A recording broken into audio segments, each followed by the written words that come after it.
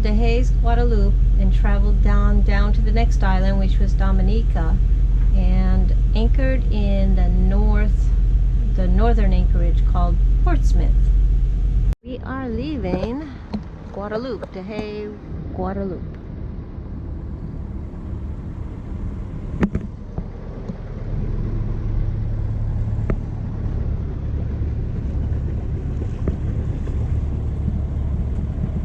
It was a nice little town, except it was so windy when we had that one day to be here, and we never put the dinghy down because it was too windy. You want to do your bell? Yeah, so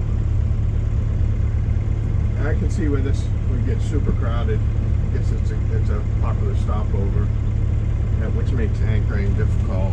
There are mooring balls. And we're going to give this a score of 2 out of 3 until we come back. Maybe we'll give it 3 to see what the town's like.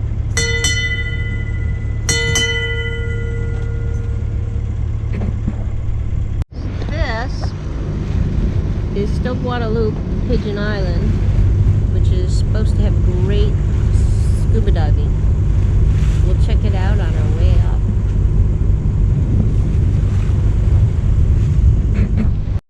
Some more of Guadeloupe.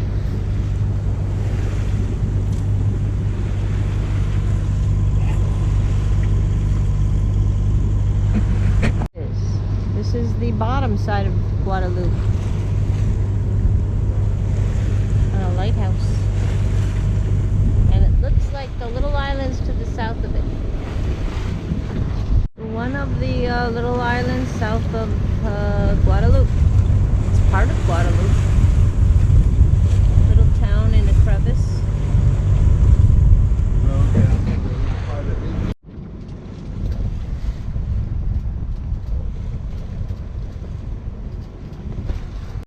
So this is Dominica, that's how you say it. And we are going to anchor past those 2 bumps. And it'll protect us from the rolly waves. This is Portsmouth Harbor in Dominica. So cool rock slides on this little hill. And it looks like it might be a good diving spot, because there's little mooring balls for you to hook your dinghy up and dive, or maybe just snorkel.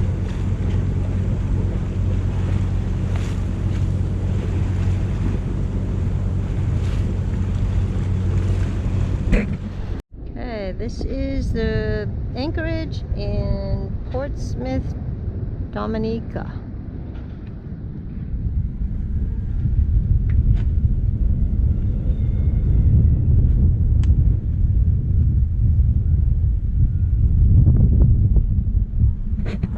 So we anchored overnight, and we left Dominica the next afternoon to head down towards Martinique. And this one was an overnighter. We wanted to get there in the morning. And as you go down, it's calmer as you're going down along the islands, but then when you get to the gap, it gets pretty rough. Yeah, and so sometimes you had to motor sail. And when you got to the gap, even though it was rough and windy, sometimes we still had to motor sail because we were sailing way too much into the wind, and the waves would, I mean, you'd sail at 6 knots, but then a wave would hit you and knock you down to 2 for a while, and then you get back up to 6 and 2. So we just put the motor just in gear, and that kept us at 6 knots through crashing through the waves. Dominica or Dominica. We got a rain squall just as we were lifting the anchor.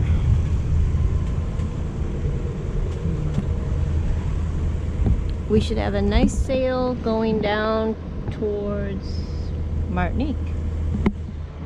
Want to do your bell? Yeah. Well, we didn't get out here, and so we don't know what the town's like or what to see. We're going to have to come back. So we're not going to give it a 3-star. Only because we don't know. It was a little rolly, last night, but we didn't tuck way up.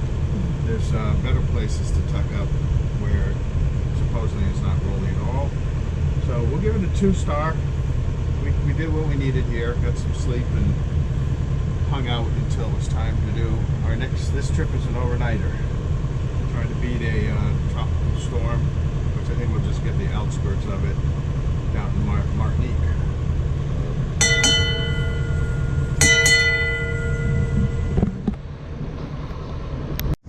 This is the bottom end, or the southern tip of Dominica, or Dominica. I'm gonna find out the right way to say it.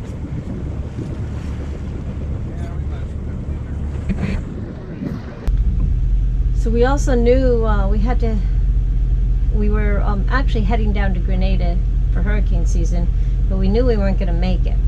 So before Hurricane Beryl came barreling through, and so we had read somewhere that Martinique had a good hurricane hull. So as we were going down, there was this one anchorage that looked like it might be a good possibility, but as we were sailing by, it was open. And yeah, and I looked at the charts. It was on the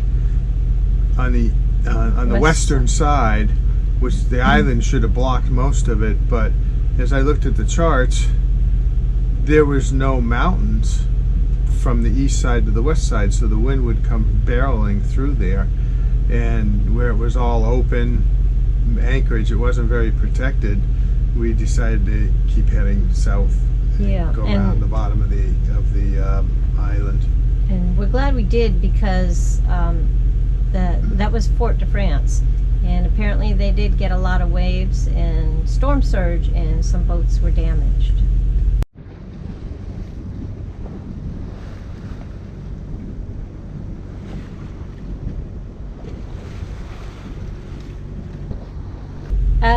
We ended up going down towards La Marine. That's where we anchored, and as we were going into La Marine, there was you passed Club Med, and or the old Club Med. Yeah, the old Club Med, but it still says Club Med on the charts, and it brought back memories, because I went to Club Med back in the 80s. To that one. In Martinique, to that particular one. So it just brought back some good memories for that.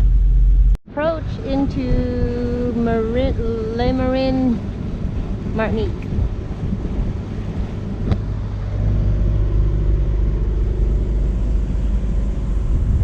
This is the other side. Apparently that's Club Med.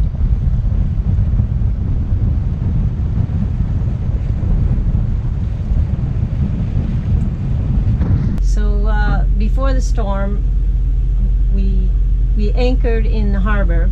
Anchorage at Martinique and Marin, or Le Marin. It's very tight, very busy.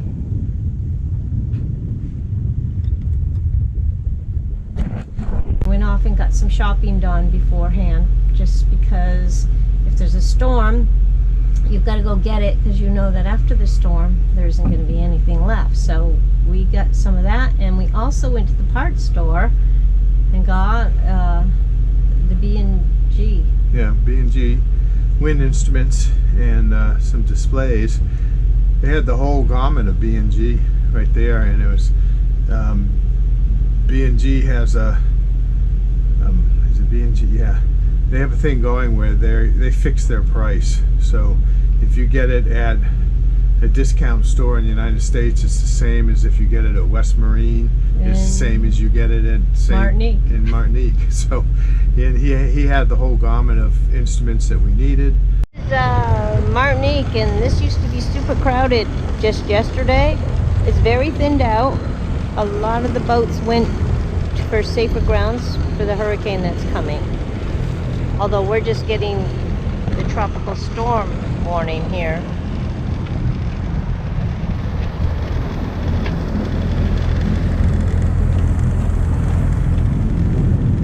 We are heading to the grocery store.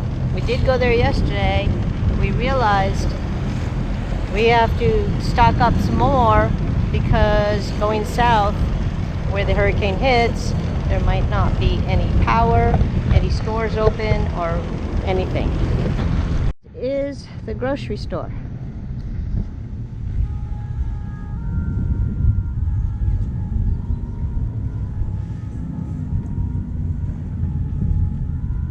The dinghy dock was going to do a shot coming in, but it was raining.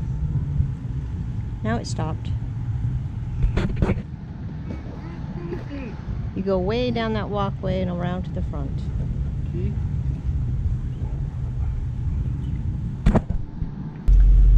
So after we did all of our shopping and stuff, I think it was the next day that we went into a hurricane hole to, you know, we moved our boat to a safer spot because we still didn't know where the hurricane was going to go. And it was way in, I guess there's 2 hurricane holes. We went to the, I don't know, the northern one? The smaller one. The smaller one. And anchored there, which turned out to be, you know, well, actually when we got there, it was nice and calm. We took everything off the boat, took the cockpit cover, everything. We took it all and stuck it all inside or strapped down what we couldn't bring in and waited out. Except that nothing really came. It was so calm.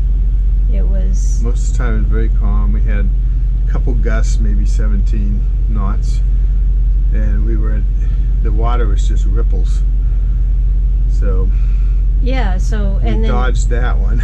and, yep, and our friends who stayed out in the harbor only got gusts up to 37 knots. And maybe 1 or 2 foot waves, chop, really. Yeah, it really wasn't They really that bad. weren't waves, they were just chop. But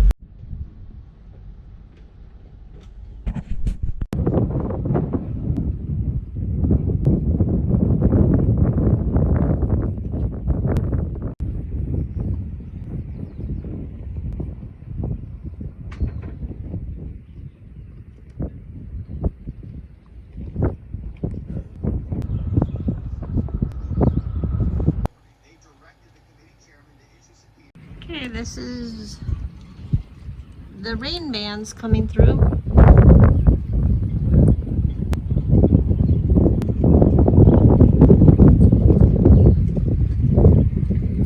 Not showing any rain. But there's no rain. Here's the rain band.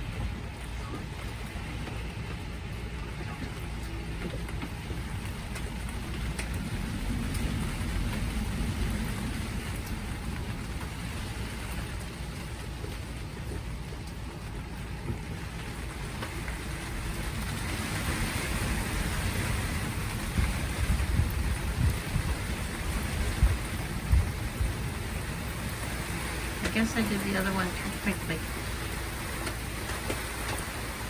That's because the hurricane went more south than what they had thought about. So it ended up hitting all the northern part of Grenada, Carriacou, and some of those islands there in the Grenadines, St. Vincent and the Grenadines. Yeah, they got smacked pretty bad. Yep, so that's where the eye of it went through.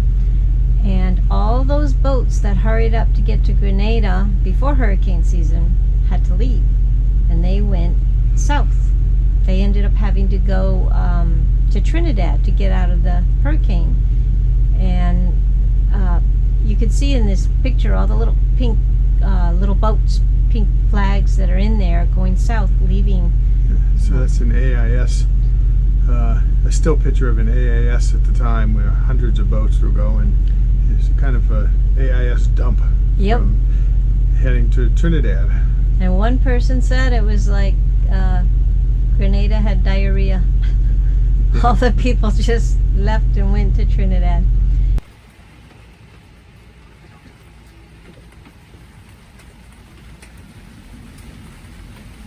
And it turns out they did get a lot of winds, and Trinidad even got a lot of winds, a lot more than we did in Martinique. but it wasn't that rough. And there were some boats left in Grenada that just tied up to the mangroves, and there were some damage. Yeah, some of them left them on the moorings and they got pulled. Yeah, some and other boats. They're just not as much, but I'm glad we didn't make it there. We stayed in Martinique. Yeah. So we went to the Amel factory store, which is like a little warehouse shop within in La Marin, and we got some new line there for the boom because the other one was stretched out or something. Well, let me explain this. I've put the line on the boom, the outhaul for the mainsail. Works by a wheel that holds the line. It grips it, and since we got the boat, when you pull the mainsail out, if it gets even 20 knot winds and a little gust, and it would pull the traveler back in, the outhaul back in, a little bit, not all the way, but it would loosen the sail more than you wanted. And I tried different high-tech lines, and when we went to Amel, he said, "Oh, we changed what line we used on those." And so they had some there, and it was high-tech. It was grippy on the outside, but it was Dyneema core, a fairly solid Dyneema core on the inside, and the Dyneema does not stretch at all. And that, so we picked up some of that. The Amel shop, getting new line for our mainsail. Boom.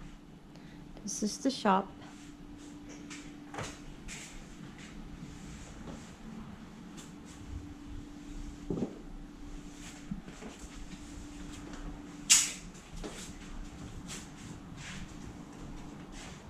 This line is perfect for bringing the Genoa in manually. And so now he's cutting whatever this is, Dyneema, Dyneema. and we're going with purple, We're going high tech. high tech. A lot of our lines are high tech. And that is Francois doing all the work.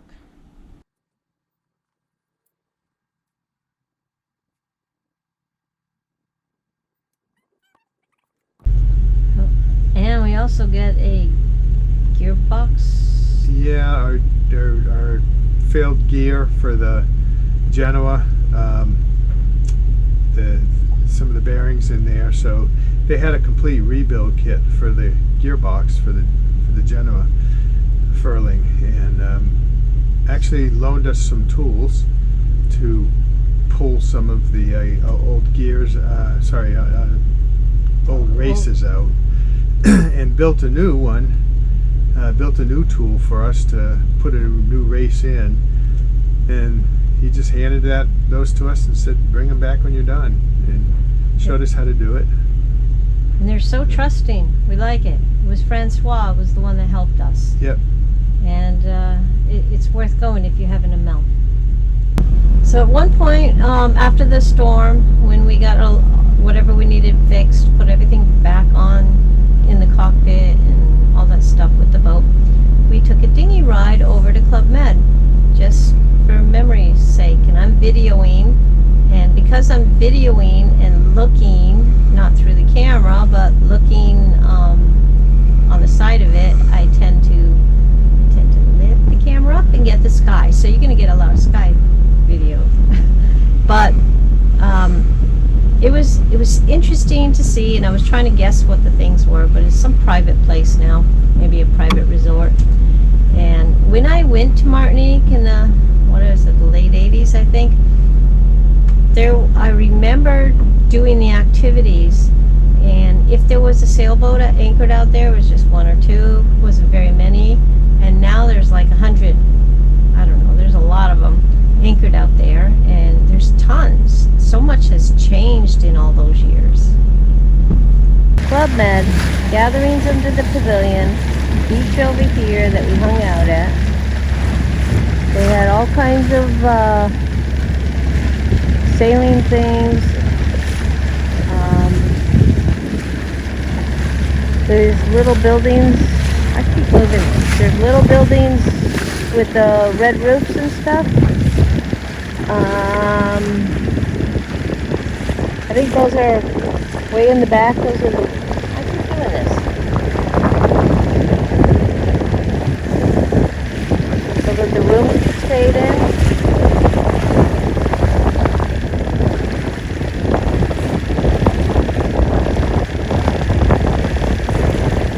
I don't remember this white tower thing with the blue roof.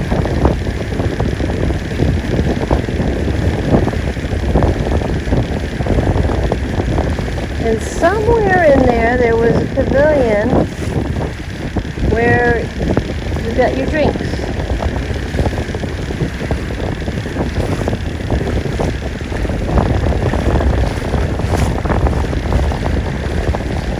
I think this was way before things were so popular with boating, because over this way we did water skiing. There were no anchor boats. We did all our sailing just out here. I guess I can keep this.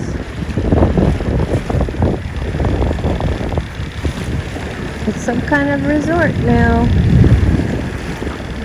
But I don't know where we would sit. Somewhere, maybe on that green roof.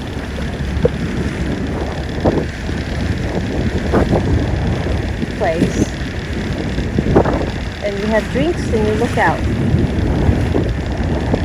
And I'm feeling springy.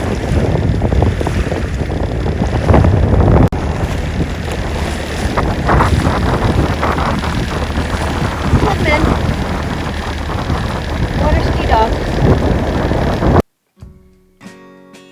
We want to say thank you to all of our viewers who have subscribed and commented. We appreciate your support and feedback. If you haven't already, please like and subscribe and hit the notification bell. This really helps us build our channel up so we can keep bringing you more videos.